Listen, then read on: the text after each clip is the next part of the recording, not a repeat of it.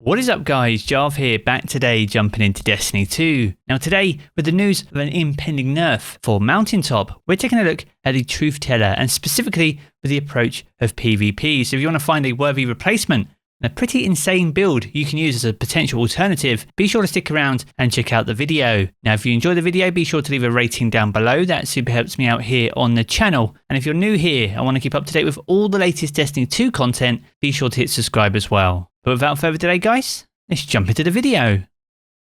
Now before we jump into the meat of this video, I want to first invite you all to the Jarv Community Hub. This is a growing community Discord. It's got 2,400 incredible Guardians already and a buzzing LFG. So if you want to get things done, I want to chill out inside Destiny 2, especially ahead beyond light, then be sure to jump in. You can find the link to our Discord down in the video description below. Now as I said in the intro, the Truthteller is a weapon we've had a look at before, specifically though with the approach of PvE. Now Mountaintop is a very difficult weapon to replace. Even after its nerf later in the year, it's still going to be a very difficult weapon to put down. But today though, we're taking a look at the Truthteller once again, this time with the approach of PvP. So if you want to find a worthy replacement for end game Crucible, then this is a build that could potentially suit your needs. Now as you'll see from some of the gameplay that's been playing out already throughout this video, the Traveller's Chosen is a key part of this PvP puzzle. So if you don't have that weapon already, be sure to finish the exotic quest to ensure you have all the tools you need to fill out your arsenal. Now taking a look at this weapon in a bit more detail, the main intrinsic trait is called Gathering Light. So final blows with this weapon grant stacks of Gathering Light, and by holding reload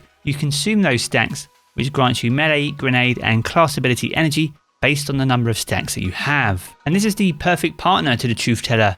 On my one here, I have proximity grenades, so grenades fired from this weapon have an increased proximity detection but decreased blast radius. And this is very effective if you're not able to get a direct hit with this launcher. In the first column here, we have field prep, so I have increased ammo reserves, as well as faster reload, stow and ready whenever you're crouched. And the main perk, which pairs perfectly with proximity grenades, is Disruption Break. Now breaking an enemy's shield with this weapon makes them more vulnerable to kinetic damage for a short period.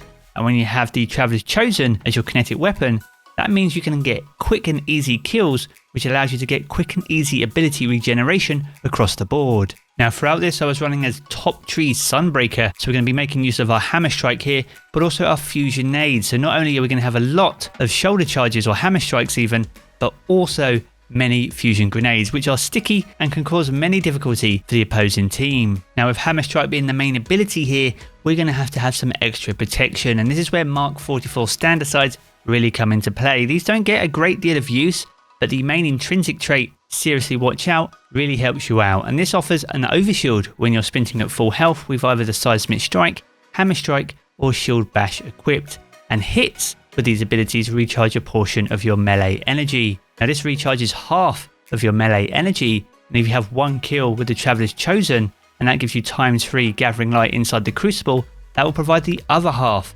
to your melee attack. So if you can combine these two things together, your shoulder charge or Hammer Strike will be up most of the time. Now the gameplay loop that you need to work on in order to maximize these weapons is using your grenade launcher to break the shield of your opponent to finish them off with the Traveller's Chosen. You can keep that charge either to buff the weapon, or once you've used your Hammer Strike or Fusion Grenade, reload that weapon to replace your ability's charge. Now the great thing about Disruption Break is it leaves your enemies very weak but also susceptible to kinetic damage, which makes it perfect for finishing off with 1 or 2 taps with the Traveller's Chosen. Now admittedly we don't know exactly the changes that Bungie are going to be making to the Mountaintop and the impact this will have not just across Crucible but also PvE as well, but one thing is for certain is that Mountaintop will be sunset at the end of the current season, so for end game content across all activities it won't be viable towards the end of the next season.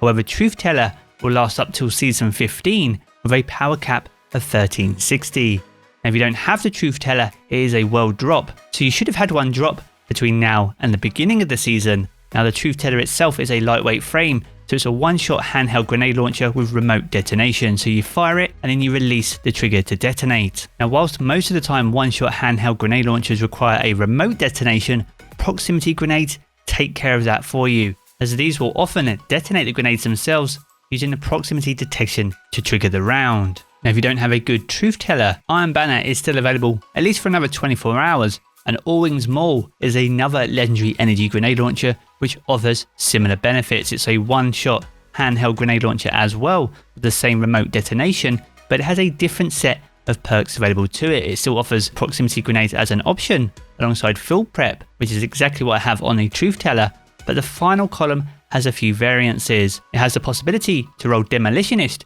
so kills with this weapon generate grenade energy, and activating your grenade ability reloads this weapon from reserves, and that can be very powerful if you're focusing on grenades instead of melees. So when it comes to comparing the Truthteller, All-Wings Maul and the Mountaintop in terms of their stats, they are almost like for like across the board. Stability on the Truthteller is 5 less than both the All-Wings Maul and the Mountaintop, but that's not going to be too noticeable on a grenade launcher. So based on their stats alone, they are very similar indeed. Now the main difference naturally though is that the Mountaintop doesn't require remote detonation, and it also has micro missile. And with that being said, micro missile may be the perk that may be reviewed as part of the upcoming changes. What these changes are likely to be, however, time will tell, but be sure to let me know your thoughts on some of the changes that could come to Mountaintop down in the comment section below. And much like we covered some of the perks that are available for PvE with the Truthteller earlier in the season, some of these perks can still be very beneficial inside the Crucible, whilst Disruption Break is the main legendary trait